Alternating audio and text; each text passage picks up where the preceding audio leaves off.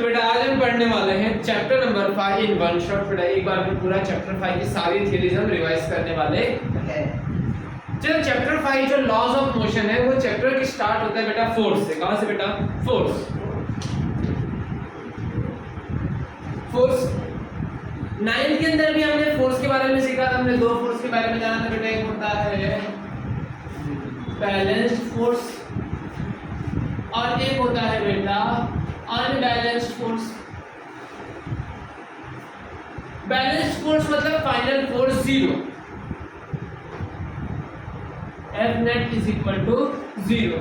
Unbalanced force बेटा मतलब क्या होता है कि फाइनल फोर्स नेट फोर्स 0 नहीं है। F net is does not equal to 0। अगर फोर्स 0 है तब आपको एक फॉर्मूला पता होता है F is equal to ma। अगर फोर्स 0 है तो एक्सेलरेशन भी 0 होगा।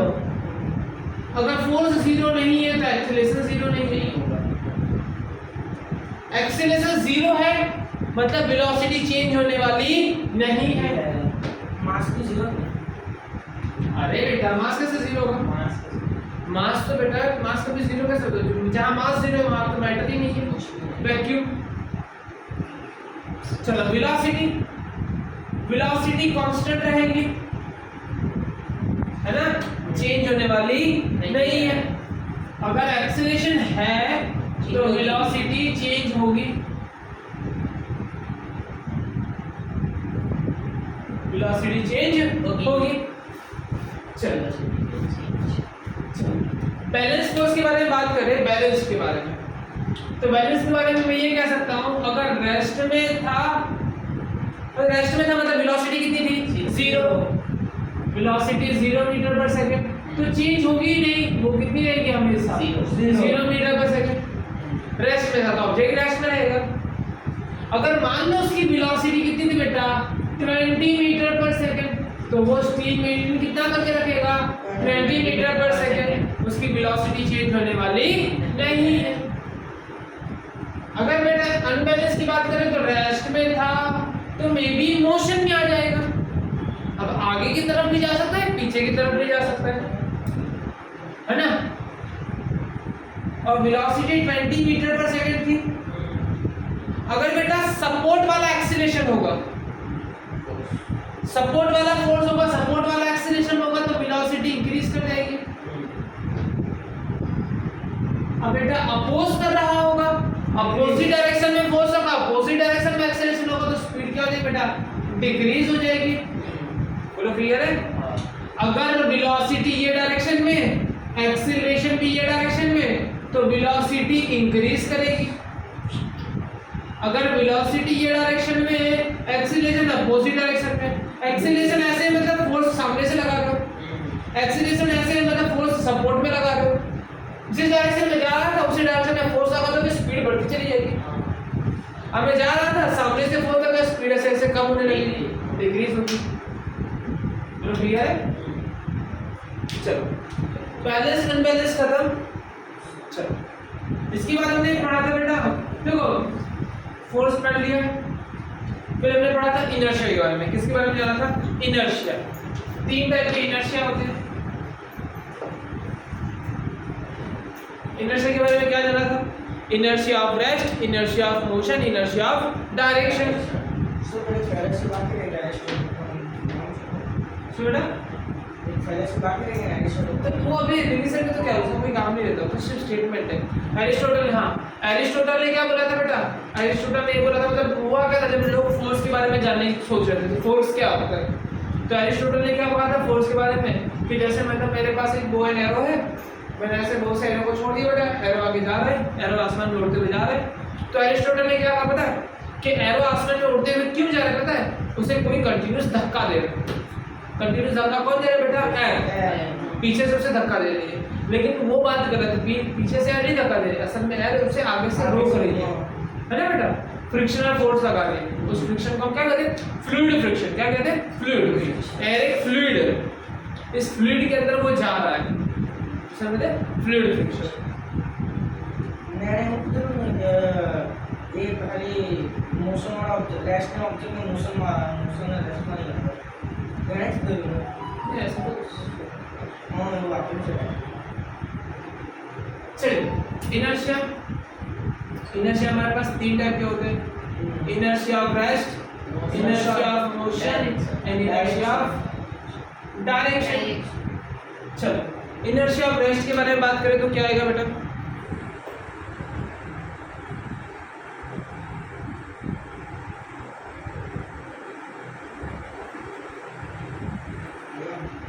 इनर्शिया ऑफ रेस्ट के बारे में बात करेंगे तो क्या आएगा? रेस्ट में ऑब्जेक्ट रेस्ट में था तो रेस्ट में रहने की कोशिश करेगा, वेलोसिटी जीरो। रेस्ट में था तो रेस्ट में रहने की कोशिश करेगा। जैसे तुम्हें पता है क्या करना बेटा, मान लो ये ट्रेन है या कुछ भी बेटा है ना, ऐसे आपने इसके साथ एक पेंडुलम लटका रखा बेटा, ऐसे पेंडुलम ऐसे या पेंडुलम लटका रखा है, ये बस है। बस जैसे ही आगे चलने की कोशिश करेगी पेंडुलम पीछे की तरफ आएगा।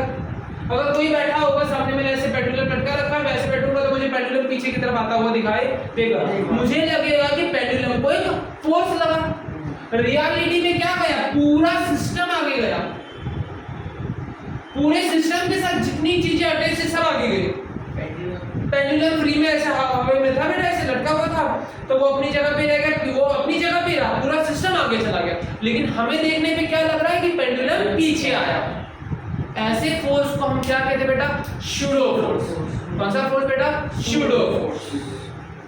जिनको नहीं पता है कान खोल के सुन ले बेटा, ऐसी फोर्स को हम क्या कहते हैं? Pseudo force. शूडो फोर्स वो अच्छा है नहीं बेटा, अगर आपका एक्सीलरेशन a है तो इसका पीछे की तरफ एक्सीलरेशन a लगे दिखाई देगा आपको।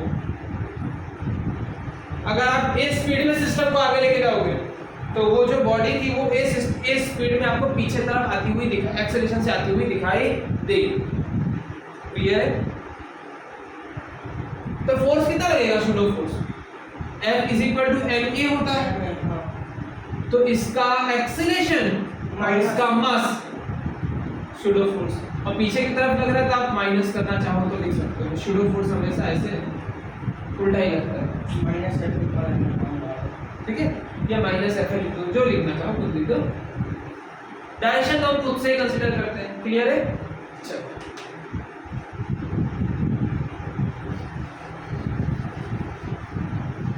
ऑब्जेक्ट रेस्ट में था तो कैसे रहने की कोशिश करेगा बेटा?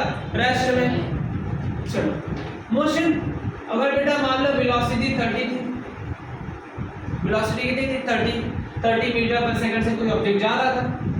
अगर उसमें कोई फोर्स ही नहीं लगाओगे, फोर्स नहीं लगेगा तो एक्सीलरेशन नहीं होगा, एक्सीलरेशन नहीं होगा तो वेलोसिटी चेंज ही नहीं होगी। सेम स्टेटमेंट, फोर्स नहीं तो एक्सीलरेशन नहीं, एक्सीलरेशन नहीं तो वेलोसिटी चेंज नहीं होगी। जितनी स्पीड में जा रहा था उतनी स्पीड में वो जाता रहेगा। अगर स्पीड चेंज करनी है मतलब एक्सीलरेशन चाहिए, स्पीड चेंज करने के लिए क्या चाहिए बेटा? फोर्स चाहिए। बिना फोर्स के आप स्पीड चेंज नहीं कर सकते हो, ना इंक्रीज कर सकते हो ना ही डिक्रीज कर सकते हो। बोलो क्लियर है? डायरेक्शन, बेटा कोई ऐसे जा रहा है उसकी डायरेक्शन को आपको चेंज करना है, कोई सीधा जा रहा है तो उसकी आपको डायरेक्शन को चेंज करना है। डायरेक्शन चेंज करने के लिए भी क्या चाहिए बेटा? फोर्स। तो भाई साहब ये था इनर्शिया। गैलीलियो गैलीली ने एक एक्सपेरिमेंट किया,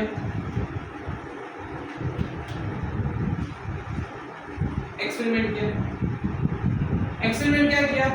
तो उसने ऐसे स्लोप वाला बेटा चीजें ली, यहाँ से उसने यहाँ से एक बॉल को ऐसे छोड़ा, बॉल ऐसे यहाँ पे सामने तक गया ऐसे, कुछ डिस्टेंस जाने के बाद रुक गया बेटा। उसने क्या किया? तो ये सोचा इसको थोड़ा फ्रिक्शन लेस बनाने के लिए एकदम स्मूथ कर करके पाउडर कोटिंग वगैरह अच्छे से कर करके बेटा एकदम स्मूथ बनाने की कोशिश की। तो पहले कपड़े में बहुत ज़्यादा चूक कर गया। इसने एक चीज़ देखी बेटा, फिर इसने क्या कर दिया बेटा? इसको हटा दिया, इसने यहाँ पे सामने सेम स्लोप लगा दिया। तो बेटा हुआ क्या? जितनी हाइट से आया था उससे थोड़ी सी कम हाइट तक गया। उसने इसको और अच्छे से किया तो अप्रॉक्सिमेटली नियरली जितनी हाइट से आया था उतनी नियरली उतनी हाइट पे चला जाएगा। उसने कंडीशन लगाई, कंडीशन ये लगाई कि अगर फ्रिक्शन 0 मानूं, अगर फ्रिक्शन में 0 मानूं तो जितनी हाइट से आ रहा है उतनी हाइट पे वहां पे पहुंचेगा। बोलो क्लियर है? फिर उसने स्लोप थोड़ा कम कर दिया, फिर भी कम करके बॉल यहाँ से भागता हुआ कहां तक गया पता है? सेम हाइट तक यहाँ तक गया बेटा। और इसने स्लोप को थोड़ा कम कर दिया बेटा, फिर भी सेम हाइट।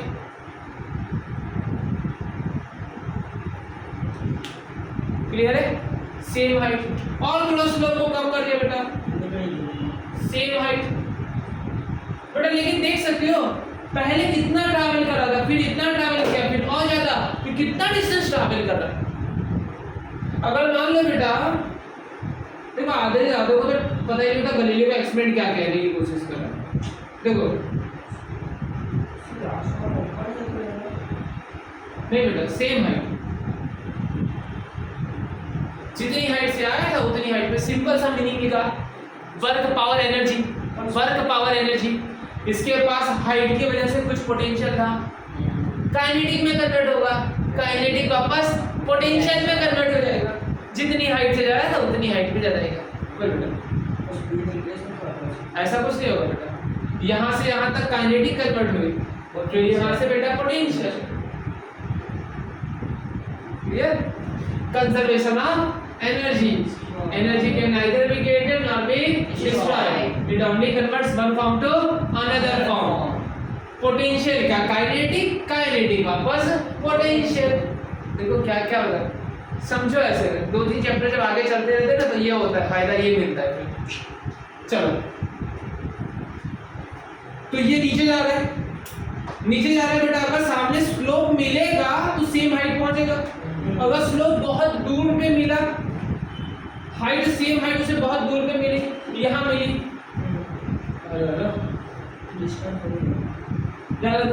अगर बेटा मान लो इसे हाइट मिली ही नहीं तो चलता ही रहेगा, चलता ही रहेगा, चलता है। कंडीशन क्या, पोजीशन 0, कोई रेजिस्टिव फोर्स उसे लगनी चाहिए नहीं। क्लियर है? इन शॉर्ट कहने की कोशिश क्या है, अगर ऑब्जेक्ट रेस्ट में है तो रेस्ट में रहेगा, अगर ऑब्जेक्ट जितनी स्पीड में जा रहा है उतनी स्पीड में जाता रहेगा। कब तक बेटा, जब तक उसमें कोई फोर्स ना लगे। क्लियर है? तो क्या किया बेटा पता है, न्यूटन भाई साहब ने गैलीलियो का एक्सपेरिमेंट और इनर्शिया को मिला के न्यूटन का फर्स्ट लॉ दे दिया। न्यूटन का first law is a combination of inertia and Galileo's experiment. इसने क्या बोला, हम तो राही प्यार के, हमने इनर्शिया और डायरेक्शन को दोनों को मिला दिया। इन्होंने बोला बेटा ऑब्जेक्ट रेस्ट में है तो रेस्ट में रहेगा, ऑब्जेक्ट जिस स्पीड से जा रहा था वही यूनिफॉर्म स्पीड से जाता रहेगा और सेम डायरेक्शन में अनटिल एंड अनलेस जब तक उसमें कोई external force, unbalanced external force ना लगे। अनबैलेंस्ड वर्ड यूज करना, फोर्स लगे लेकिन कैसी, अगर बैलेंस्ड हो गई तो चेंज ही नहीं होगा, अगर अनबैलेंस्ड होगा तभी तो चेंज होगा ना। चलो Newton second law, Newton second law क्या कह रहा है बेटा, फोर्स की वैल्यू, अगर किसी ने आपसे पूछ लिया बेटा फोर्स को डिफाइन करो, कैसा force, define the force, Newton का फर्स्ट लॉ लिख दो, न्यूटन का फर्स्ट लॉ लिख दो, काम करता। फर्स्ट लॉ क्या करे बेटा, फोर्स को डिफाइन करा, what is force, Newton first law. Push and pull बेटा, हाँ ठीक है वो 9th का ठीक है, 9th लेवल ठीक है बेटा, अब नहीं अच्छा लगता है, अब आप 11th में। न्यूटन फर्स्ट लॉ, फोर्स की डेफिनेशन, फोर्स का मैग्नीट्यूड कैसे पता चलता है, न्यूटन सेकंड लॉ से। न्यूटन का सेकंड लॉ क्या कहता है, force is equal to rate of change of momentum, force is equal to rate of change of momentum. तो आपको ये मोमेंटम क्या होता है, अनोबा जी क्वेश्चन को बता मैंने, हां कि फर्स्ट लॉ सेकंड लॉ ने भी एक्सप्लेन करे, सेकंड थर्ड ने भी करे, थर्ड सेकंड ने भी करे।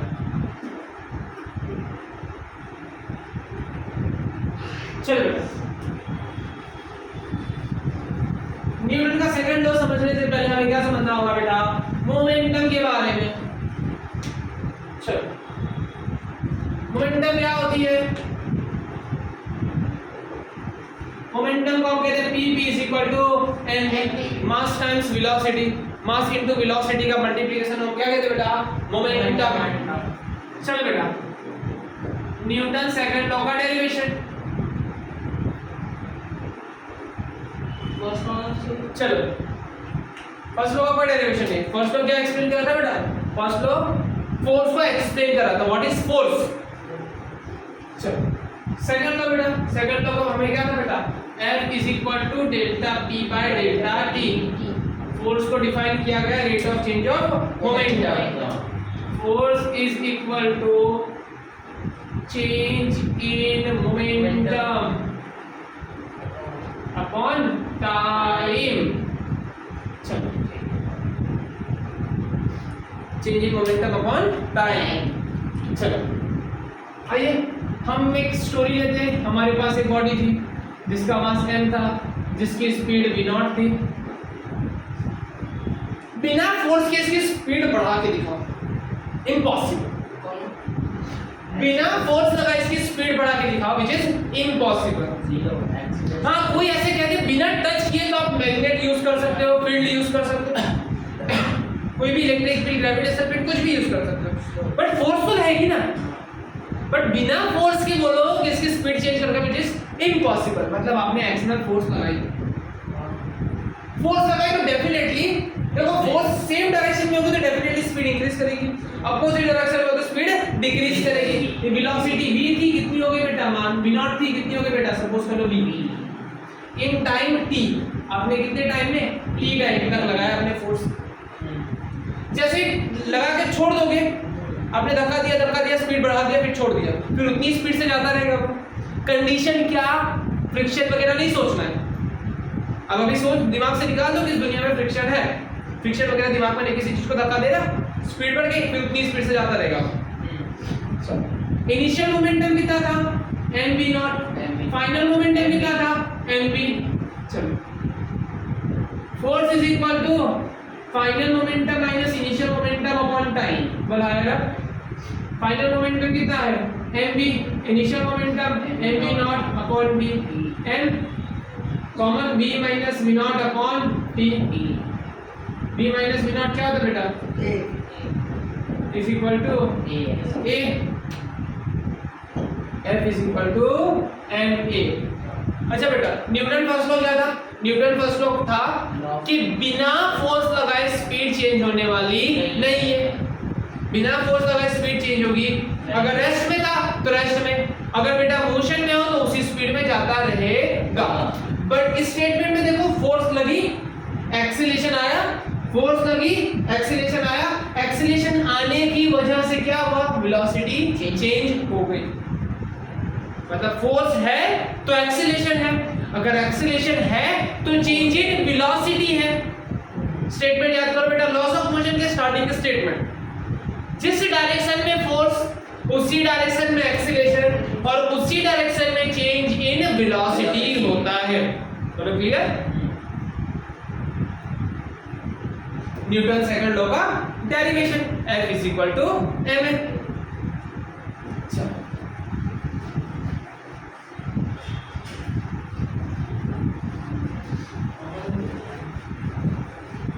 Newton third law, Newton third law क्या बेटा, देखो Newton third law, every action has an equal and opposite reaction. Newton third law, action सामने से क्या मिलता है बेटा, रिएक्शन। चलो,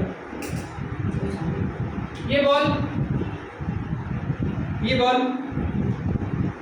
जब इस पे टकराया बेटा, ऐसे गया, इस पे कुछ एक्शन लगाया होगा F इस तरफ, तो उसे सामने से बॉल ने उतना ही वापस रिबाउंस लगाया होगा बेटा, सेम F लेकिन माइनस। कब बेटा, जब ये टकराया होगा तब, at a time of collision ball ने लगाया F और ये सरफेस ने लगाया minus F। Every action has a equal and opposite reaction. बोलो क्लियर है, ये होता है तुम्हारा न्यूटन थर्ड लॉ। चलो बेटा, अब हम बात करते हैं इंपल्स के बारे में। व्हाट इज इंपल्स, बहुत बड़ा फोर्स बहुत छोटे टाइम के लिए, इंपल्स।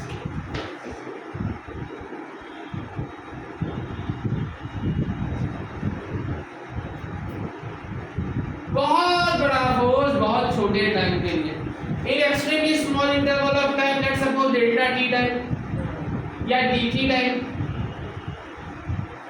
फोर्स की वैल्यू बहुत बड़ी है, ये फोर्स है, फोर्स कम था, एकदम ना के बराबर था, 0, 10, 20 और सीधा आपने 1000, 2000 तक बढ़ा दिया, फिर कम हो गया।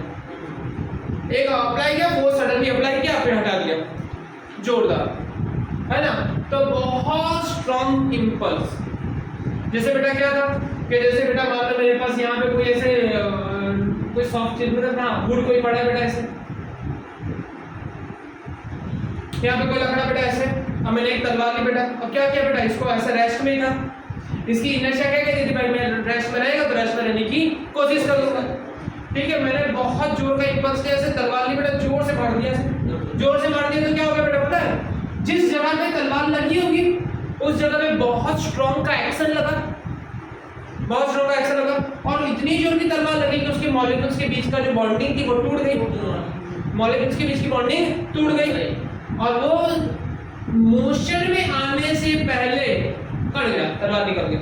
इतना स्ट्रॉन्ग का इंपल्स लगा, कुछ समझ में आए, ये मोशन में आए, पूरा सिस्टम मोशन में आए। मोशन में क्यों आएगा, देखो इस पेन को मैंने धक्का दिया, तो धक्का दिया लेकिन इसके इंटर मतलब मॉलिक्यूल्स के बीच के जो अट्रैक्शन है बेटा, मॉलिक्यूल जो जुड़े हुए इंटरमॉलिक्यूलर फोर्स ऑफ अट्रैक्शन से, वो टूटे नहीं, मतलब साथ में धक्का लगा आगे गया, लेकिन जोर का इंपल्स दे दिया, इतना जोर का किसी को समझ में आया, इसके पहले molecular intermolecular force of attraction बेटा बीच में से टूट गया, मॉलिक्यूल्स अलग हो गए, टूट गए। क्लियर है, क्या होगा बेटा हमारा इंपल्स, इंपल्स में ये नहीं लिखना है मॉलिक्यूलर फोर्स ऑफ अट्रैक्शन टूट जाता है, तो तुम्हें एक स्टोरी मैंने बताई, इंपल्स मतलब बहुत बड़ा फोर्स बहुत छोटे टाइम के लिए, जैसे बेटा वो हमारे पास कुंफू कराटे वाले जो होते हैं, ईंट लेके ऐसे काटते हैं, धड़ाम दीवार नीचे टूट जाएगा, इंपल्स, बिकॉज़ ऑफ इंपल्स। अब आपने जैसे ये लिया बेटा ऐसे, जैसे देखना, अगर आपने ऐसे लिया है कुछ ऐसी चीज, मतलब मान लो उछाली मैंने ऐसे, मतलब ईंट ऐसे ऊपर फेंकी मैंने, और ऐसे में मारूंगा, धीमे से मारूंगा तो ईंट जाके साथ पूरी की पूरी ईंट वहां पे गिरेगी। Incoming voice call from +9180. बेटा मान लो अगर मैंने ईंट को ऐसे जोर से उछाला है और एक जोर से ऐसे मार दूंगा इंपल्स, तो वो टूट जाएगी, इंपल्स।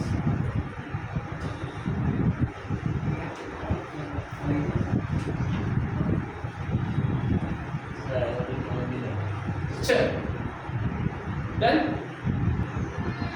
चलिए बेटा अब हम देखने जा रहे हैं बेटा conservation of momentum.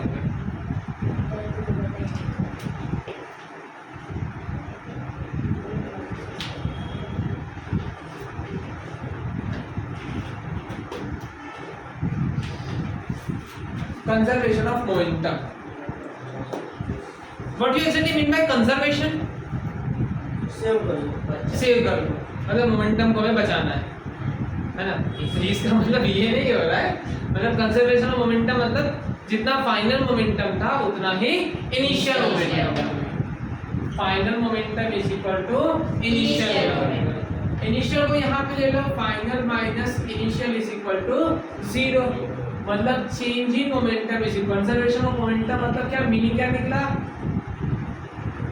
Change in momentum कितना है बेटा 0, चेंज इन मोमेंटम कितना है 0, according to Newton second law F is equal to rate of change of momentum. अगर मोमेंटम में चेंजेस ही नहीं आएगा तो बेटा कैसी फोर्स, अपने फोर्स लगा ही नहीं है ना, आपने फोर्स लगाई ही नहीं है, मतलब फोर्स 0। अगर कंजर्वेशन ऑफ मोमेंटम लिखो तो एक स्टेटमेंट होना चाहिए, F external is equal to 0, F external on system is equal to 0। Clear है, बाहर से लगने वाला नेट फोर्स कितना होना चाहिए बेटा 0, एक्सटर्नल नेट फोर्स कितना होना चाहिए 0 ऑन अ सिस्टम। अंदर चाहे वो कुछ भी कर रहे हैं, कोई भी फोर्स लगा रहे बेटा, लेकिन बाहर से लगने वाली नेट फोर्स कितनी होनी चाहिए 0, मतलब क्लियर है। आइए बताते हैं, चलो स्टोरी डेरिवेशन, डेरिवेशन क्या बेटा, मान लो एक ऑब्जेक्ट था जिसका मास m, जिसकी वेलोसिटी v0, और थोड़ा यहाँ से ले ले, एक मैं सब डेरिवेशन ले लेता हूँ।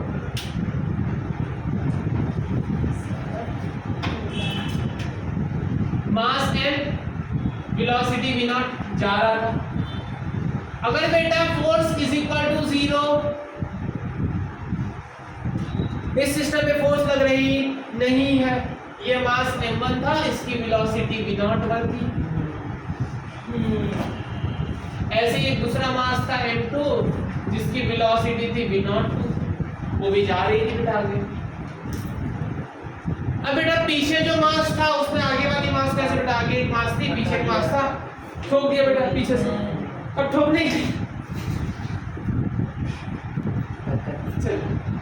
बेटा ये जिसका मास, अब अगर ये इसके साथ टकरा रहा है, पीछे वाली बॉडी आगे वाली बॉडी के साथ टकरा रही है, तो जब टकराने के लिए किसकी स्पीड ज्यादा होनी चाहिए, पीछे वाले की।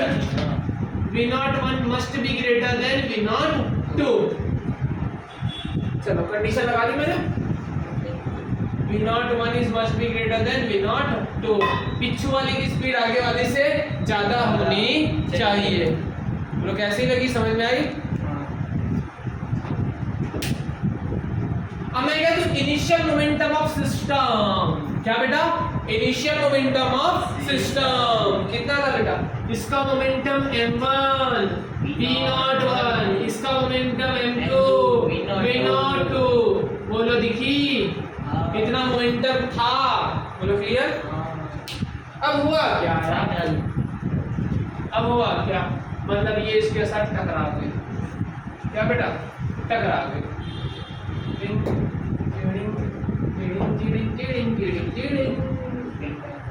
कुछ हुआ टकराते, क्या हुआ, every action is equal in opposite reaction. इसने यहाँ से उसने वहाँ से, ये m1 और ये m2। चलो यहाँ से लगा F12, यहाँ से लगा F21। ऐसे ना बेटा कि एक्शन लगी F12, सामने से आया reaction which is equal to minus F21। बोलो क्लियर है, every action is equal and opposite reaction. After क्या हो जाएगा बेटा, इसकी स्पीड बढ़ जाएगी, इसकी स्पीड कम हो जाएगी।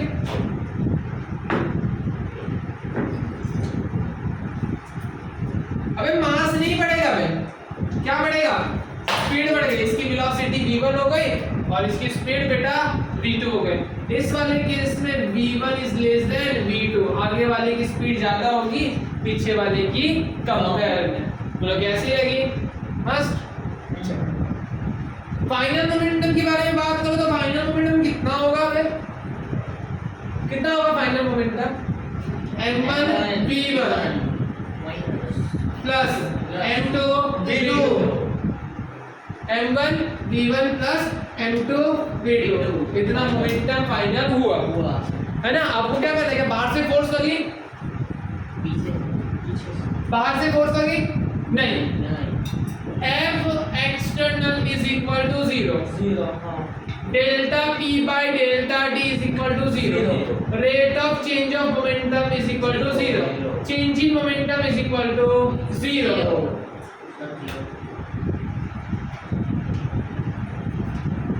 P final minus P initial is equal to 0, मतलब final momentum is equal to initial momentum, यही आपको लाना है।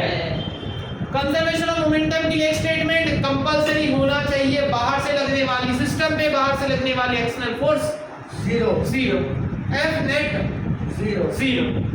क्लियर है, चलो बेटा हम इसको प्रूव करते हैं, आइए इसको प्रूव करते हैं।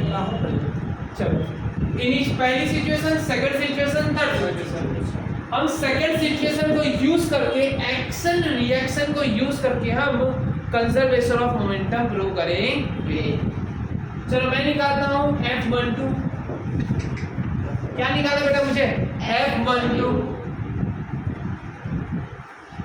फोर्स ऑन 2 ड्यू टू 1, 2 पे फोर्स लगी किसकी बेटा, 1 की वजह से, 1 ने फोर्स लगाई ना, 1 ने फोर्स लगाई। अच्छा कितनी फोर्स लगाई, कितनी फोर्स लगाई बेटा, 1 ने फोर्स लगाई। चलो तो 1 ने तो फोर्स लगाई, किस पे लगाई, 2 पे। किसी पे कितनी फोर्स लगाई है निकालना चाहते हो तो कैसे निकालोगे, उसके मोमेंटम में चेंजेस आए upon time, rate of change of momentum. Momentum कितना था बेटा, m2 v02, कितना हो गया, m2 v2, delta p2 bye delta t, F21 निकालना चाहते हो, delta p1 bye delta t, p2 मतलब चेंज मोमेंटम चेंज इन 2, इतना हो गया, इतना था। M2V2 हो गया, M2V0 2 था, बोलो क्लियर है? इसमें क्या आएगा बेटा, M1 V1 हो गया, M1 V0 1 था upon delta T. According to Newton second law के हिसाब से देखा जाए तो F12 is equal to minus sign F21, put this value here, M2 V2 minus M2 V0 2 divide by T is equal to minus time M1 V1 minus M1 V0 1 whole divided by delta T स्वाहा। बेटा क्या होगा बेटा, minus अंदर जाएगा, यहाँ पे हो जाएगा M2 V2 minus M2 V0 2 minus अंदर गया M1 V1 minus minus plus M1 V0 1। जो माइनस वाली चीज है वो यहाँ पे, ये माइनस वाली चीज है वहाँ पे, यहाँ पे ये माइनस वाला यहाँ पे आ जाएगा, प्लस हो जाएगा M1 V1 1, और यहाँ पे M2 V2 तो था ही, ये यहाँ पे चला जाएगा M1 V0 1 था, और ये यहाँ पे चला जाएगा M2 V0 2। ये तुम्हारा final momentum is equal to initial momentum, ये तुम्हारा फाइनल, ये तुम्हारा इनिशियल, कंजर्वेशन ऑफ मोमेंटम खत्म। देखो यहाँ पे बेटा न्यूटन के सारे लॉ लग गए। न्यूटन का लॉ क्या था बेटा, कि बाहर से फोर्स नहीं लगेगा तो जितनी स्पीड में जाता उतनी स्पीड में जाता रहेगा, उसका चेंज होने वाला नहीं बेटा। इस सिस्टम का जो भी बेटा था उस सिस्टम में कोई चेंजेस आने वाला नहीं है। चलो बाहर से क्या लगी बेटा, फोर्स लगी नहीं, फोर्स लगाओगे नहीं तो मोमेंटम चेंज होगा नहीं, final momentum is equal to initial momentum. Newton का थर्ड लॉ क्या था, every action is equal and opposite reaction. Action और रिएक्शन से न्यूटन के थर्ड लॉ लगा के मैंने न्यूटन का सेकंड लॉ प्रूव कर दिया। बोलो क्लियर है, समझ में आ गया? चलो बहुत बढ़िया। चलिए बेटा यह कंजर्वेशन ऑफ मोमेंटम खत्म। अब बेटा एक से ज्यादा फोर्स होंगे अगर किसी सिस्टम पे तो हम क्या करेंगे, ध्यान से देखना। अगर किसी बॉडी पे बेटा कोई पॉइंट पे एक से ज्यादा फोर्स लगेंगे तो क्या करें।